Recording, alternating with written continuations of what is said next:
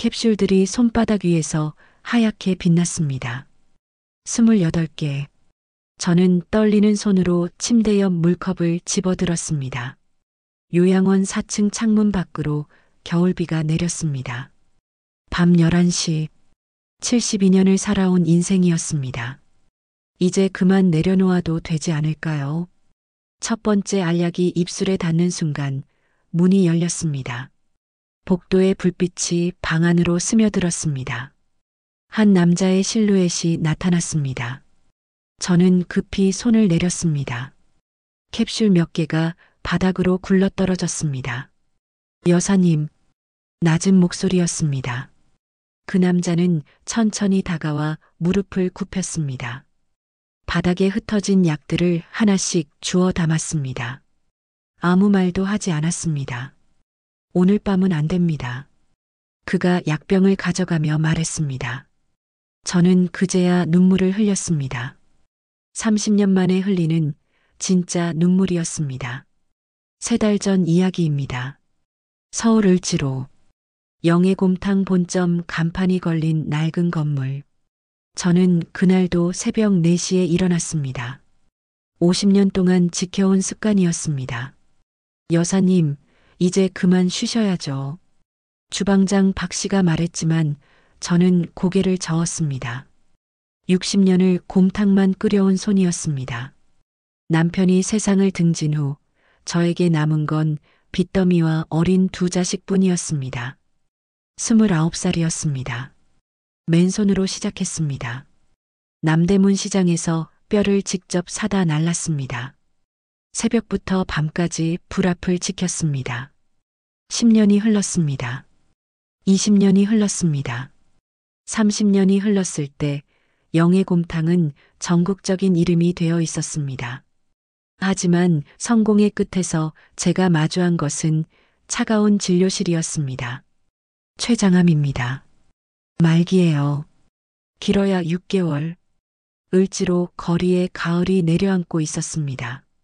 그날 밤 전화벨이 울렸습니다. 장남 준호였습니다. 엄마, 병원에서 연락받았어요.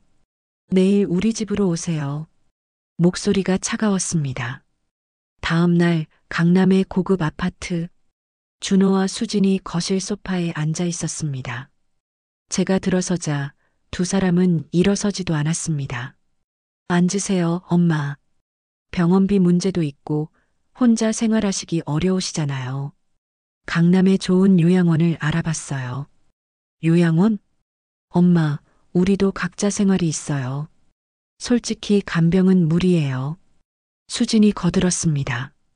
엄마, 요즘 요양원 시설 정말 좋아요. 거기서 편하게 지내세요. 편하게 지내라고요. 저는 한강을 바라보았습니다. 재산 정리는 어떻게 하실 거예요? 준호가 물었습니다. 그제야 본심이 나왔습니다. 제 목소리가 낮게 깔렸습니다. 너희가 원하는 대로 해. 어차피 내게 남은 시간 얼마 안 돼. 근데 말이다.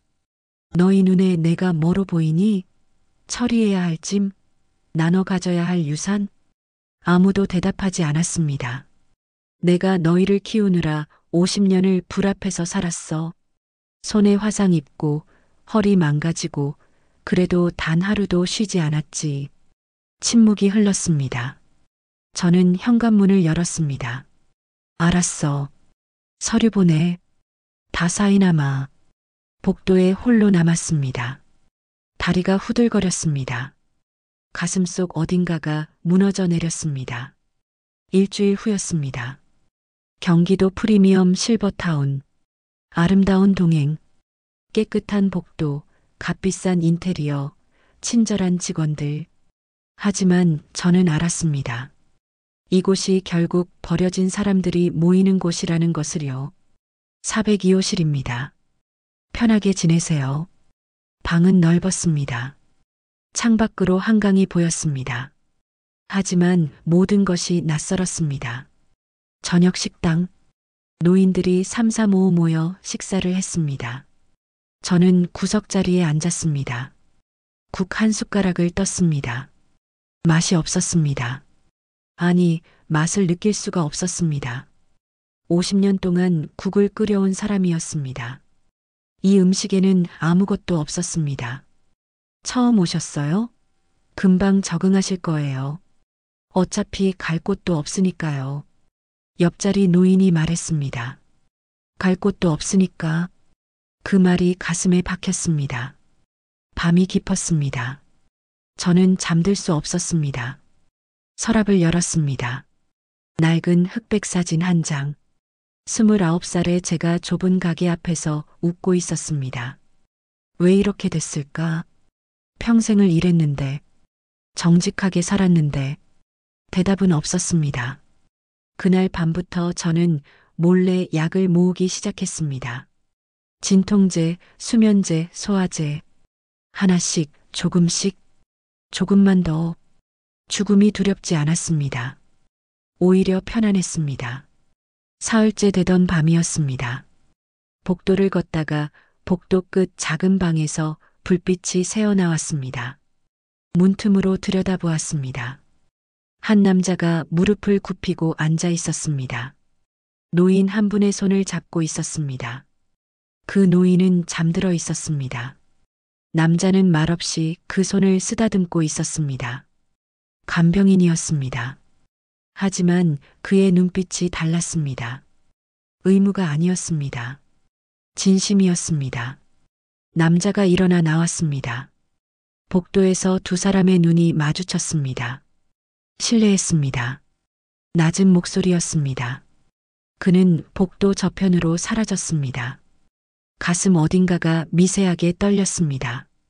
저 사람은 누구지? 다음 날 식당 창밖을 보았습니다. 정원 벤치에 그 남자가 앉아 있었습니다. 간단한 도시락, 주먹밥과 김치. 그가 주먹밥을 한 입 베어 물고 참새 한 마리가 날아오자 밥알을 떼어 바닥에 놓아주었습니다. 참새가 쪼아 먹었습니다. 그가 미소 지었습니다. 저는 모르는 사이 미소가 번졌습니다. 며칠이 지났습니다. 복도를 걸을 때 그와 마주쳤습니다. 산책하십니까? 네, 그냥 걷고 있습니다. 그날 곰탕 말입니다. 제가 정말 그랬습니까? 공짜로 드렸다고요? 그가 고개를 끄덕였습니다. 네. 제가 평생 잊지 못할 은혜입니다. 30년 전입니다. 어느 추운 겨울날 배가 너무 고파서 여사님 가게 앞을 서성였습니다. 그런데 여사님께서 나오셔서 따뜻한 곰탕 한 그릇을 건네셨습니다. 저는 기억이 나지 않았습니다. 그 한 그릇이 제 인생을 바꿨습니다. 그래서 저도 다른 사람들에게 그렇게 하려고 애씁니다. 저는 그제야 알았습니다. 이 남자의 따뜻함이 어디서 왔는지를요. 그날 밤 저는 서랍을 열었습니다. 모아둔 하얀 캡슐들. 저는 그것들을 하나씩 꺼내 변기에 버렸습니다. 물이 흘러내렸습니다. 캡슐들이 사라졌습니다. 창밖에 첫눈이 내리고 있었습니다. 저는 그날 밤 깨달았습니다. 아직 끝이 아니라는 것을. 눈이 그쳤습니다. 요양원 정원에 하얀 눈이 수북이 쌓여 있었습니다. 12월이었습니다. 겨울이 깊어지고 있었습니다. 그날 이후 저는 그를 의식하게 되었습니다. 손기로 68세 요양원 간병인. 아침 6시면 어김없이 복도에 나타났습니다. 환자들의 방을 하나씩 돌며 인사를 건넸습니다. 창문을 열어 환기를 시키고 이불을 정돈해주고 물컵에 물을 채워주었습니다. 저는 멀리서 그를 지켜보았습니다. 그의 움직임에는 서두름이 없었습니다. 한 사람 한 사람에게 충분한 시간을 주었습니다. 저 사람은 왜 저럴까? 어느 날 아침이었습니다. 식당에서 소란이 일었습니다. 405 박 할아버지가 쓰러졌습니다. 치매가 있는 분이었습니다. 간호사들보다 먼저 손기로가 다가갔습니다. 괜찮으십니까, 할아버지? 그가 조심스럽게 박 할아버지를 부축했습니다. 바닥에 떨어진 국물을 닦아냈습니다. 집에 가야 해. 마누라가 기다려. 박 할아버지가 횡설수설했습니다. 네, 할아버지. 곧 가실 수 있어요. 지금은 좀 쉬세요. 손기로는 화를 내지 않았습니다. 그저 조용히 할아버지의 손을 잡아주었습니다. 저는 그 모습을 보며 생각했습니다. 저게 진짜 사람을 대하는 거구나. 점심시간이었습니다. 창밖을 보았습니다. 정원 벤치에 손기로가 앉아 있었습니다. 오늘도 간단한 도시락이었습니다. 주먹밥과 김치. 그가 주먹밥을 한 입 베어 물고 하늘을 올려다보았습니다. 표정이 평온했습니다. 저 사람은 뭐가 저렇게 편안할까? 오후였습니다. 복도를 걷다가 그와 마주쳤습니다. 여사님, 산책하십니까? 네, 그냥 걷고 있습니다.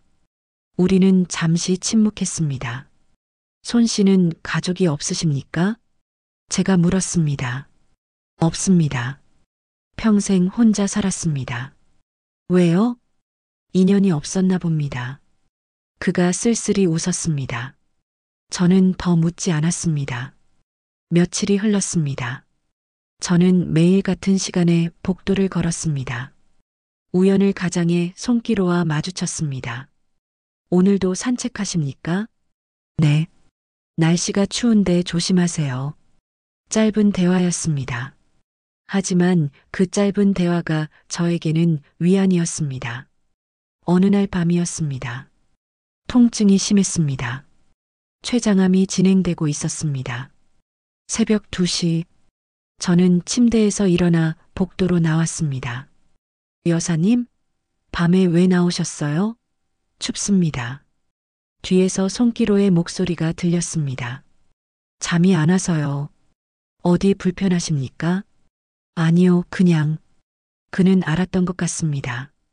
잠시만 기다리세요. 그가 다녀와 따뜻한 물주머니를 건넸습니다. 배에 대고 계세요. 조금 나아질 겁니다. 고맙습니다. 제가 모시고 가겠습니다. 그가 제 팔을 조심스럽게 잡아주었습니다. 천천히 걸었습니다. 방문 앞에서 그가 말했습니다. 편히 주무세요. 아프시면 언제든 불러주세요. 손 씨는 왜 그렇게 사십니까? 남들은 다 대충 사는데. 그가 잠시 생각했습니다. 여사님, 저는 오래전에 깨달았습니다. 이 세상에서 가장 소중한 건 사람이라는 걸요. 누군가를 따뜻하게 대하는 마음입니다. 그걸 여사님께 배웠습니다. 그래서 저는 제가 할 수 있는 한 사람들에게 따뜻하고 싶습니다. 가슴이 뛰었습니다. 오랜만에 느끼는 감정이었습니다. 다음 날 아침이었습니다. 복도를 걷다가 탕비실 앞을 지나갔습니다. 안에서 김이 피어오르고 있었습니다. 문을 열었습니다. 손기로가 냄비 앞에 서 있었습니다. 국을 끓이고 있었습니다. 여사님, 또 곰탕을 끓이시네요. 내 407호 할머니께서 입맛이 없으시다고 해서요. 저는 다가가 냄비를 들여다보았습니다. 제가 도와드릴까요? 스스로도 놀란 말이었습니다. 괜찮으십니까? 50년을 곰탕만 끓였어요. 저는 국자를 들었습니다. 국물을 한번 떠서 맛을 보았습니다. 소금이 조금 더 필요하네요. 그리고 불을 약간 줄이세요.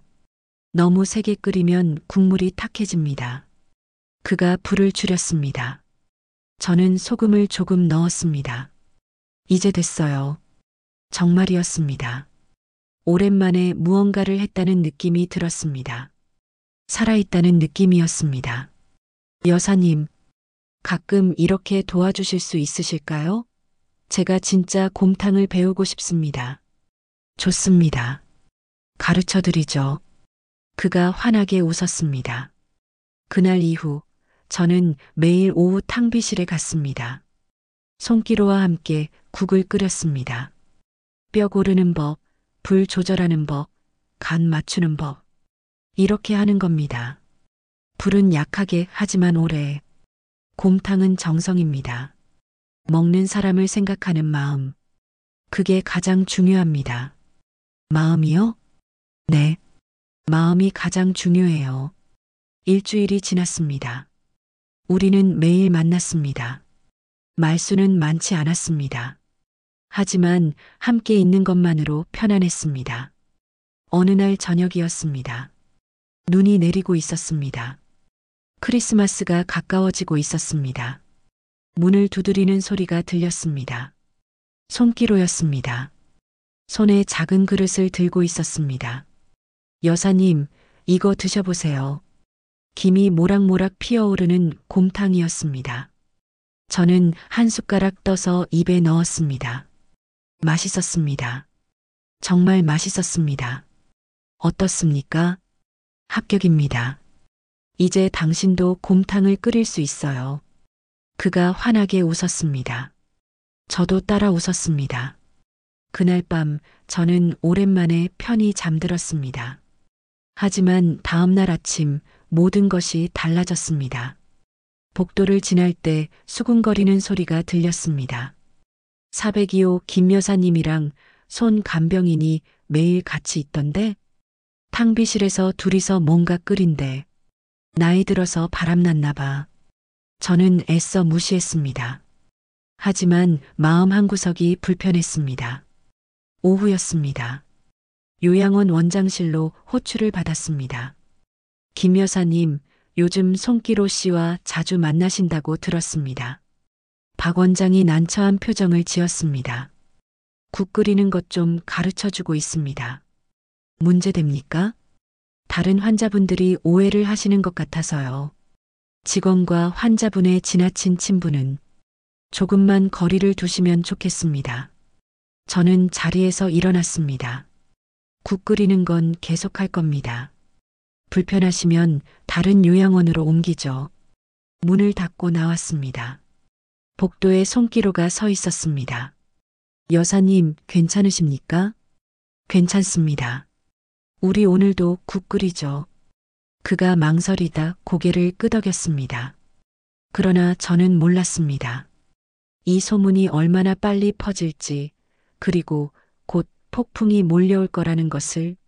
소문은 생각보다 빨리 퍼졌습니다. 그날 오후 탕비실에서 국을 끓이고 있을 때였습니다.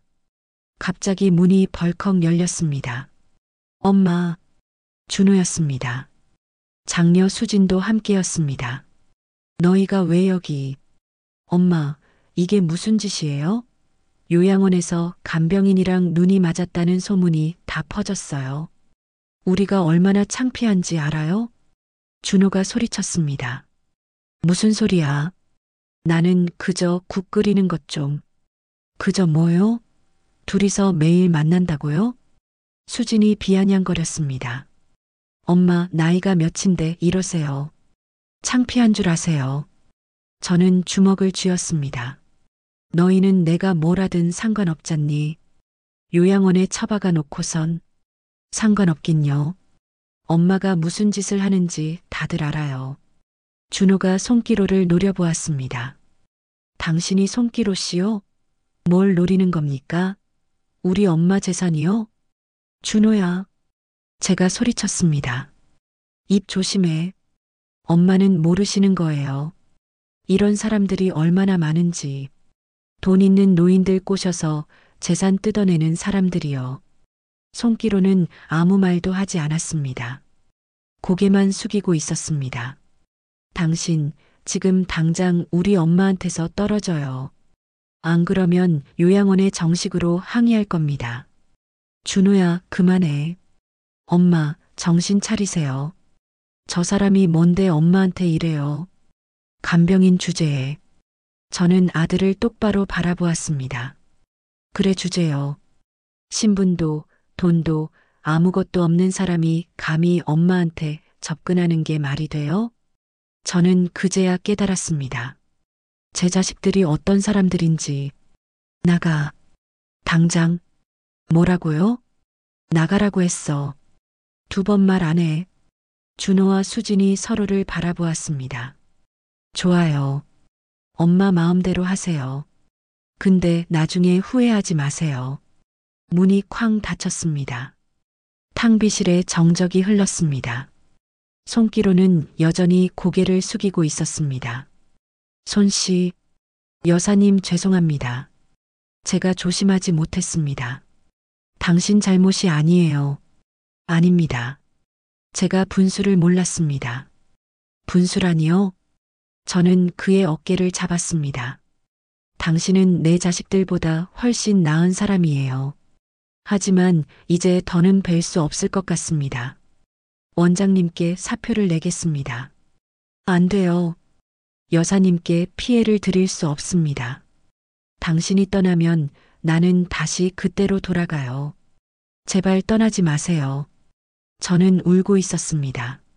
72년을 살면서 누구에게도 매달려 본 적 없는 제가 지금 한 남자 앞에서 울고 있었습니다. 그가 천천히 제 손을 잡았습니다. 알겠습니다. 떠나지 않겠습니다. 그날 밤 전화벨이 울렸습니다. 수진이었습니다. 엄마, 오빠랑 상의했어요. 엄마가 정신을 못 차리시니까 저희가 법적 조치를 취하기로 했어요. 법적 조치? 성년후견인 신청을 할 겁니다. 엄마 재산을 보호하기 위해서요. 저 간병인한테 속아서 재산을 다 날리기 전에요. 저는 웃음이 나왔습니다. 수진아, 너희가 날 낳은 게 아니야. 내가 너희를 낳았어. 내 재산은 내가 알아서 해. 손대지 마. 전화를 끊었습니다. 손이 떨렸습니다. 문을 두드리는 소리가 들렸습니다. 손기로였습니다. 손에 작은 그릇을 들고 있었습니다. 여사님, 곰탕 끓였습니다. 드세요. 저는 그릇을 받았습니다. 따뜻했습니다. 손 씨, 당신은 왜 나한테 이러시는 거예요? 여사님은 제게 삶을 주신 분입니다. 삶을요? 그가 천천히 말했습니다. 30년 전 그 곰탕 한 그릇이 저를 살렸습니다. 그날 저는 죽으려고 했습니다. 저는 고아였습니다. 소망고아원에서 자랐습니다. 16에 고아원을 나와 이것저것 일을 했죠. 하지만 세상은 냉정했습니다. 저는 숨을 죽이고 들었습니다. 30살 되던 해 한강 다리 위에 섰습니다. 뛰어내리려고요. 그런데 죽기 전에 따뜻한 밥 한 그릇만 먹고 싶었습니다. 을지로를 헤매다가 여사님 가게 앞에 섰습니다. 주머니에는 1,000원밖에 없었습니다. 그의 목소리가 떨렸습니다. 그때 여사님께서 나오셨습니다. 저를 보시더니 아무 말 없이 곰탕 한 그릇을 건네셨습니다. 배고픈 사람이 밥 먹는 게 뭐가 미안해요. 천천히 드세요. 그 한 그릇을 먹고 저는 생각했습니다. 아, 세상에 이런 사람도 있구나. 그래서 살기로 했습니다. 손 씨, 여사님, 제게 여사님은 생명의 은인입니다. 그래서 힘들고 어렵고 가난한 사람들에게 그 은혜를 갚으며 살고 있습니다. 제겐 재산은 필요 없습니다. 저는 평생 가난하게 살았습니다. 다만 지금은 여사님이 외롭지 않으셨으면 좋겠습니다. 그것만이 제 바람입니다. 저는 더 이상 참을 수 없었습니다. 고맙습니다. 정말 고맙습니다.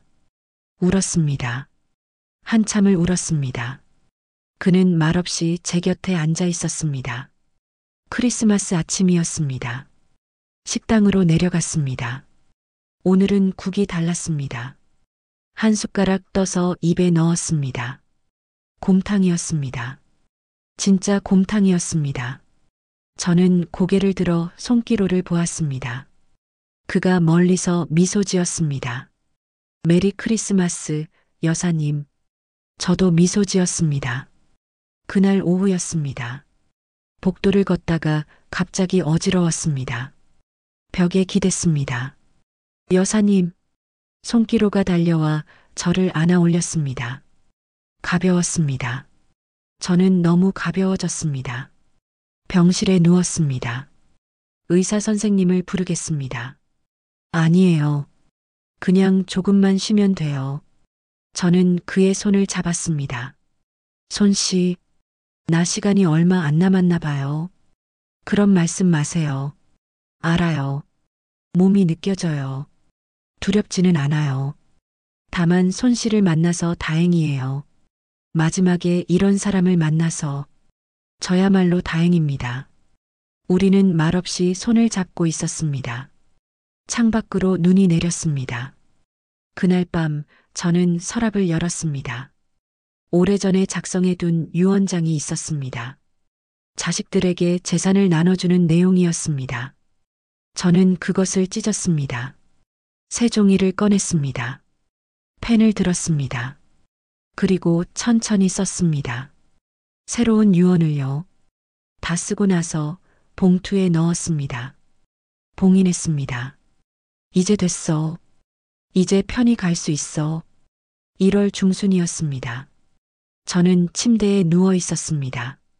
숨쉬기가 힘들었습니다. 손기로가 제 손을 잡고 있었습니다. 여사님, 제가 곁에 있어도 될까요? 그럼요. 당신이 없으면 무서워요. 무섭지 않습니다. 편히 가실 수 있습니다. 저는 그를 바라보았습니다. 손씨 고마웠어요. 정말 고마웠어요. 그의 눈에서 눈물이 흘러내렸습니다. 저는 천천히 눈을 감았습니다. 이제 쉬어도 되겠지.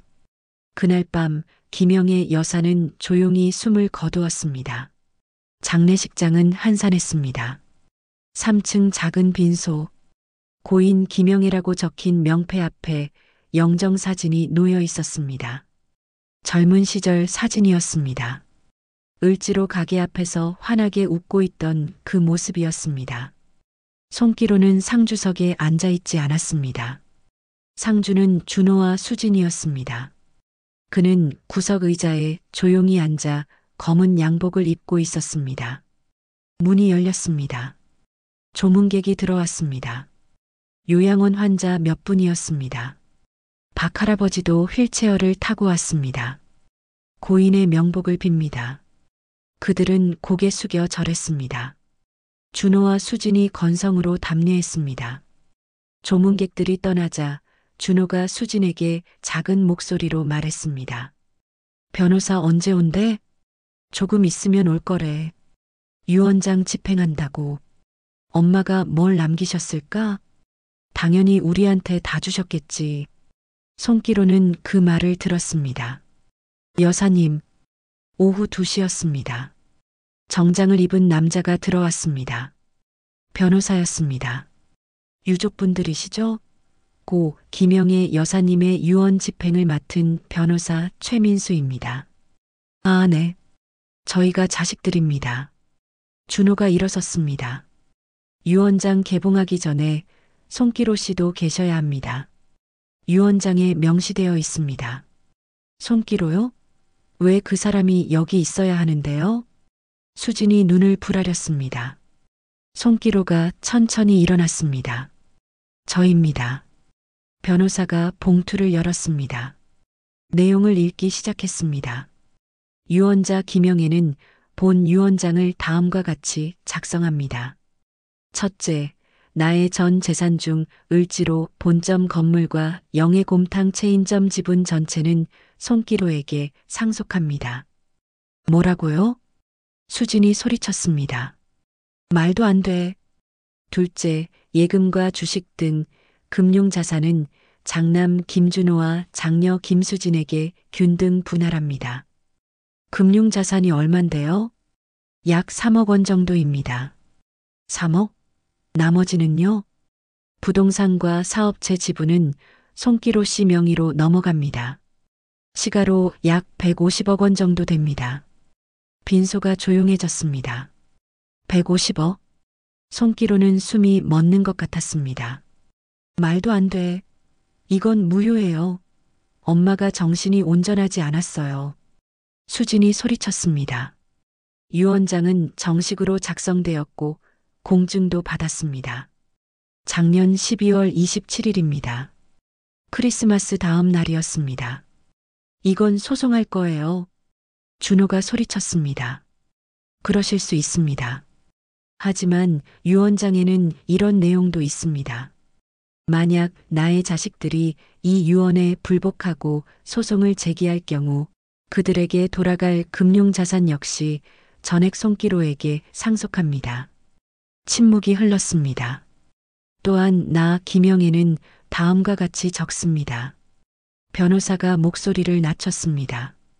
나의 자식들에게 너희는 내가 살아있을 때 단 한 번도 사람으로 대해주지 않았습니다. 하지만 손기로는 달랐습니다. 그는 나를 사람으로 대해주었습니다. 내 마지막 날들을 따뜻하게 해주었습니다. 그래서 나는 내가 평생 일군 것을 그에게 남깁니다. 이것이 내 마지막 선택입니다. 빈소가 고요했습니다. 수진이 주저앉았습니다.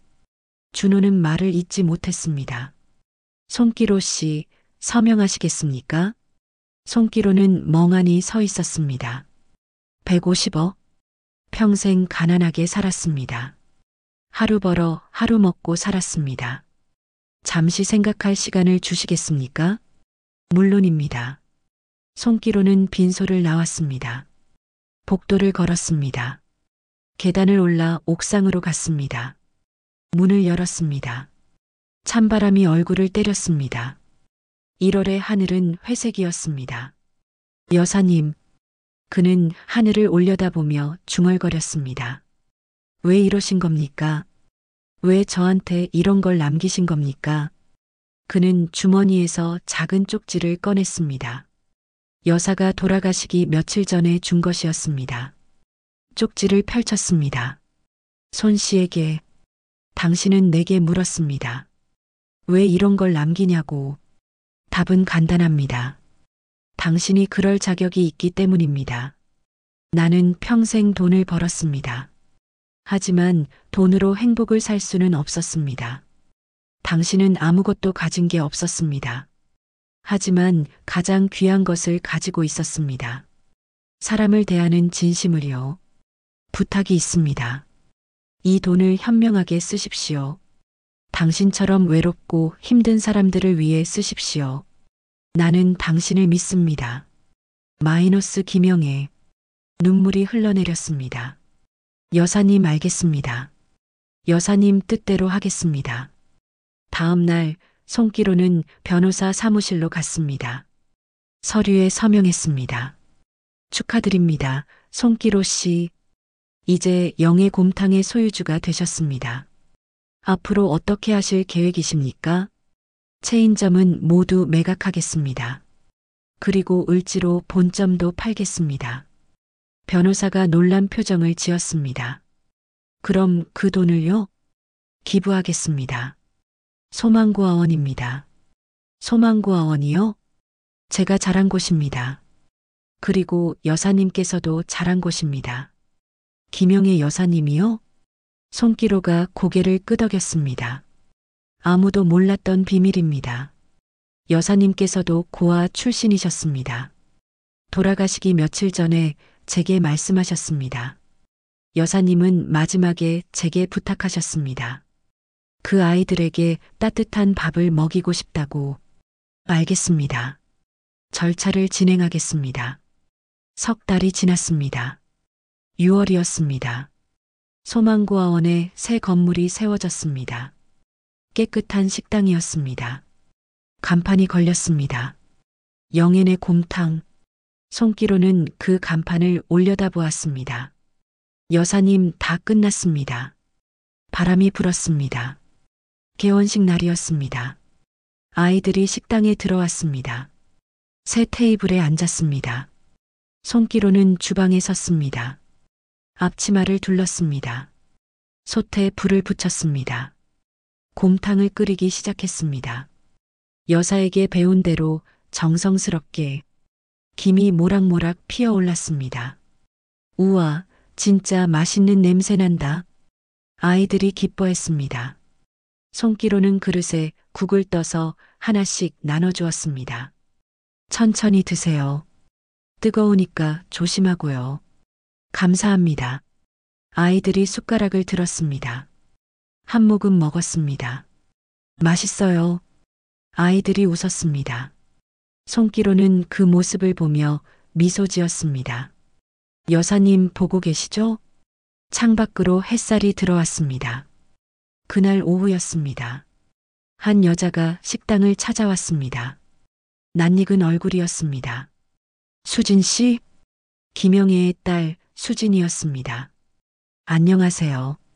찾아왔어요. 오빠는 부끄러워서 못 온대요. 그녀가 고개를 숙였습니다. 죄송합니다. 그때 정말 죄송했어요. 괜찮습니다. 아니에요. 우리는 엄마를 사람으로 대하지 않았어요.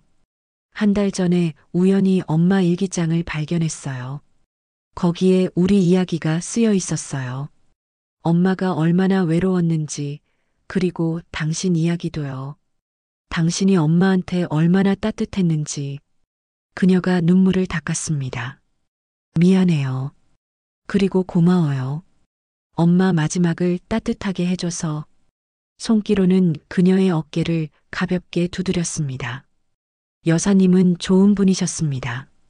엄마가 여기 출신이셨다는 거 정말 몰랐어요. 비밀로 하고 싶으셨나 봅니다. 사랑하는 사람들이 상처받을까 봐서. 수진이 눈물을 흘렸습니다. 엄마 미안해요. 그날 수진은 오래 머물렀습니다. 아이들과 함께 밥을 먹었습니다. 웃기도 했습니다. 다시 올게요. 자주 올게요. 언제든 환영입니다. 그로부터 6개월이 지났습니다. 영앤의 곰탕은 소문이 났습니다. 아이들뿐 아니라 동네 사람들도 찾아왔습니다. 무료로 밥을 먹을 수 있다는 소문을 듣고 손기로는 모두를 받아들였습니다. 배고픈 사람이라면 누구든 환영했습니다. 준호와 수진도 가끔 찾아와 자원봉사를 했습니다. 설거지를 하고 청소를 하고 아이들과 놀아주었습니다. 어느 날 준호가 말했습니다. 손씨, 처음에는 당신이 미웠어요. 하지만 이제는 압니다. 우리가 잃은 건 재산이 아니라 엄마였어요. 그리고 당신은 우리가 해야 할 일을 하고 있어요. 그가 고개를 숙였습니다. 고맙습니다. 손기로는 그의 어깨를 두드렸습니다. 여사님께서 기뻐하실 겁니다. 에필로그. 영앤의 곰탕 식당 벽에 액자가 하나 걸려 있습니다. 2장의 사진이 나란히 놓여 있습니다. 한 장은 젊은 여자가 곰탕집 앞에서 웃고 있는 흑백 사진입니다. 다른 한 장은 나이 든 남자가 아이들에게 밥을 주고 있는 컬러 사진입니다. 그 아래 작은 글씨가 새겨져 있습니다. 그녀가 남긴 것은 돈이 아니라 따뜻함이었습니다. 그리고 그 따뜻함은 오늘도 계속되고 있습니다. 마이너스 김영의 여사를 기리며. 저녁이 되어 아이들이 모두 떠나고 손기로는 홀로 식당에 남습니다. 의자에 앉아 그 액자를 바라봅니다. 여사님, 오늘도 20명이 따뜻한 밥을 먹고 갔어요. 모두 행복해했어요. 액자 속 여사가 웃고 있습니다. 내일도 잘 부탁해요. 그는 불을 끕니다. 문을 닫고 나옵니다. 밤하늘에 별이 빛나고 있습니다. 이 이야기는 허구입니다. 하지만 우리 주변 어디선가 실제로 일어나고 있는 일이기도 합니다. 버려진 노인들, 외로운 사람들, 그리고 그들 곁을 지키는 누군가의 이야기. 당신도 누군가에게 따뜻한 한 그릇이 되어주세요. 그것이 세상을 바꾸는 시작입니다. 영앤의 곰탕. 막장 드라마가 넘쳐나는 요즘, 이런 따뜻한 이야기를 전하고 싶습니다. 이 이야기가 마음에 닿았다면 구독과 좋아요로 응원해 주세요.